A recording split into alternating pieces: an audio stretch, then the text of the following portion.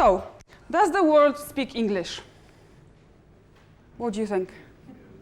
It's the new lingua franca, isn't it?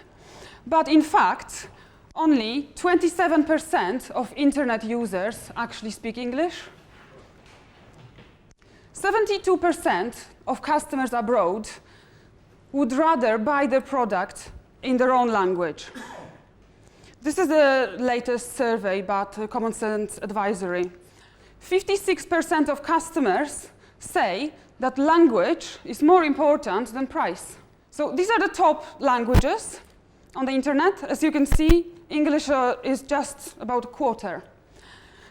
If you want to cover 83% of all internet users, you only need to translate your content into 10 languages. Language actually acts as a barrier to trade. At least 20% of British companies lost business overseas because of language or cultural barriers. This has cost the UK economy between 7 and 16 billion pounds in lost income. I'll give you some funny examples of funny slogans, so you can see that even the large companies, the big boys, can get it wrong. This is the first one. Swedish company, Electrolux, was going to the US market, and they translated their slogan into "Nothing sucks like an Electrolux." So as you can imagine, it didn't go down well in a new market. So they had to review their marketing strategy and start again. Luckily, they had the budget to do it. A lot of small companies have only one chance. Second one, Pepsi. Come alive with Pepsi generation. They went into the Chinese market and then literally translated their slogan into "Pepsi brings your ancestors back from the grave." So this is what they got. Again, large company made a silly mistake. It was so easy to avoid it, but they didn't do the in-country review or of the translation. Another one, this is a large US chicken manufacturer, Frank Perdue. It's the original slogan. It takes a tough man to make a tender chicken, and they translated it into Spanish. It takes an aroused man to make a chicken affectionate. So, again, they got it seriously wrong. So I would advise you, never just translate, always transcreate. Transcreation means having the emotional impact of your message in a new culture. It's not just about words. It has to be in context and culturally aware message. It's also about the concepts, metaphors, and idioms. Certain concepts don't exist in another culture, so you need to be very, very aware of it. This is an example of one of our customers. It's a toy manufacturer, very successful in the UK. They make battery-free toys, and they went to the German market, and they were wondering why the toys weren't selling. So they came to us and said, "Can you please help us with the localization of the brand and see what's wrong?" Because the product was really good. It passed all the legislation, labeling, everything was spot on. They had everything in place for export. So we looked at the names of their toys, and they just didn't make any sense in German. They didn't sound cute enough. So what we had to do is we had to make them cute. So we sat down with our Transcreation team and brainstormed how to make it sound more emotional for kids, because the kids will influence the parents to buy. So we rebranded all the toys. That's just one example. Harvey Harvester, in Germany, nobody would know what it actually means. So we came up with a whole range of new names. The next thing I'd like to cover is website localization. If you are looking to export to new countries, you need to be aware that if you don't communicate to your customers in their own language, your competitors might. What I would recommend, if you translate your website or localize it, always get in-country domain. If you're a French customer and you see .co.uk domain, you're not going to click on it. You need to be careful where your server is.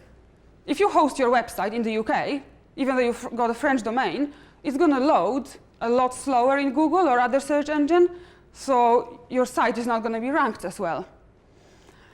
You need to think what browsers are popular. Is it Chrome? Is it Firefox? Is it Internet Explorer? You need to optimize your site for any device that your customers might use.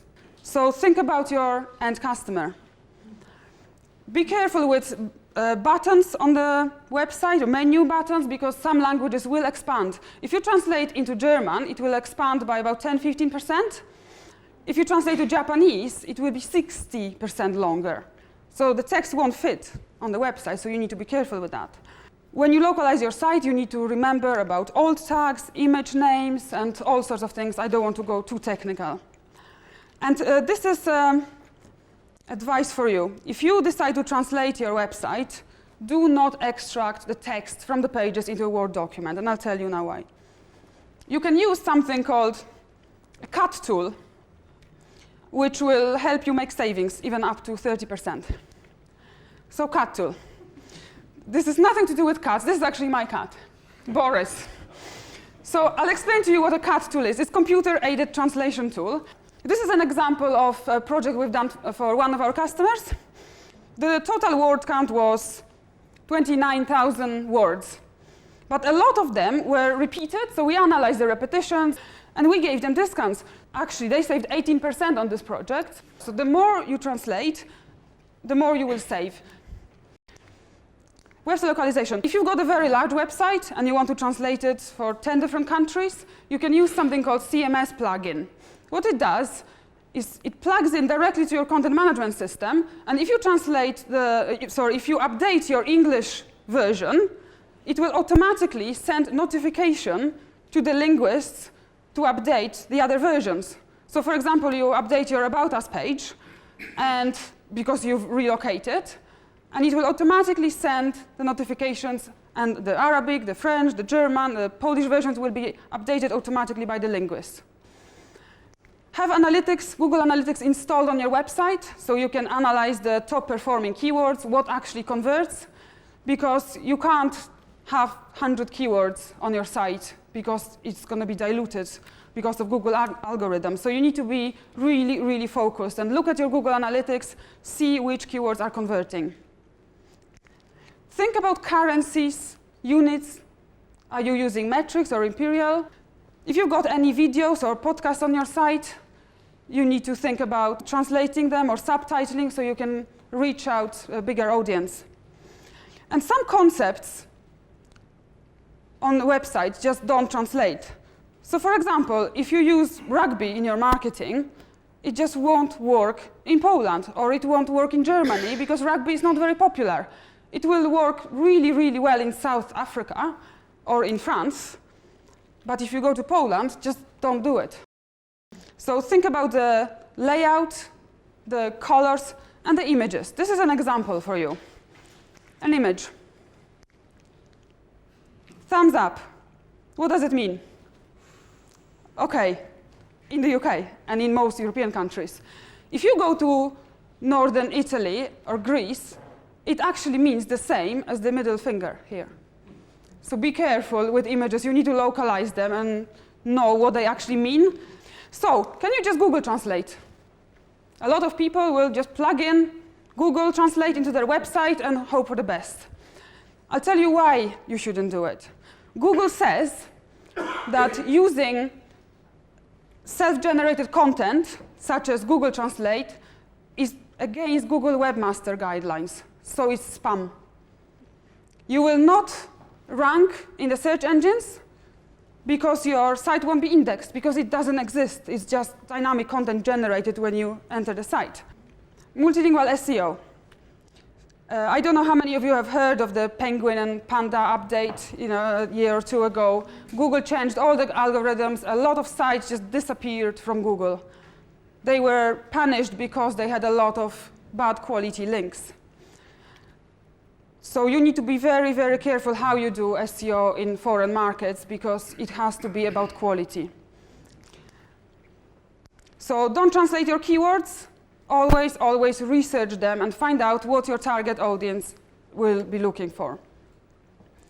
And remember, content is king. You need to be very committed to generating content, because otherwise offsite SEO is not going to work.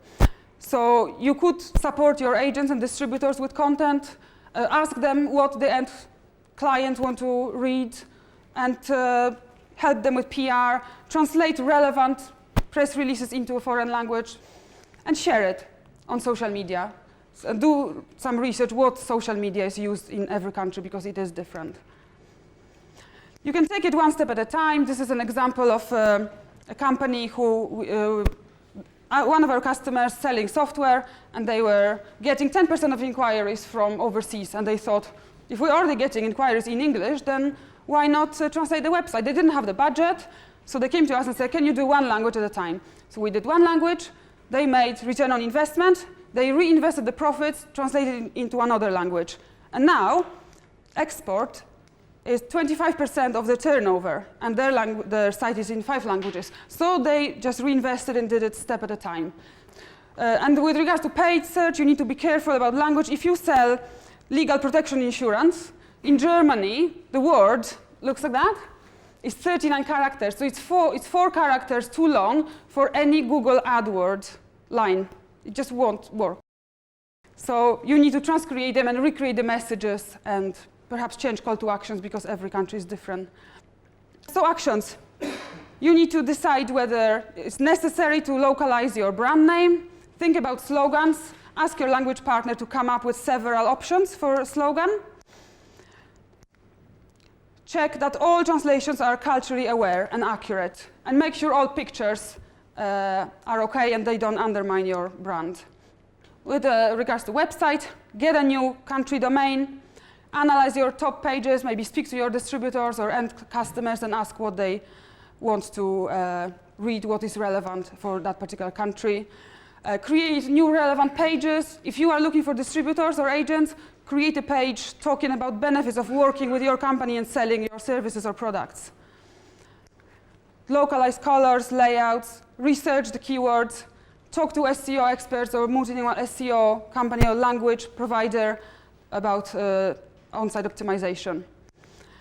And have a solution for responding to overseas inquiries. Again, this is something a professional company will help you with. So that's everything from me. Thank you very much. The questions will be in the end.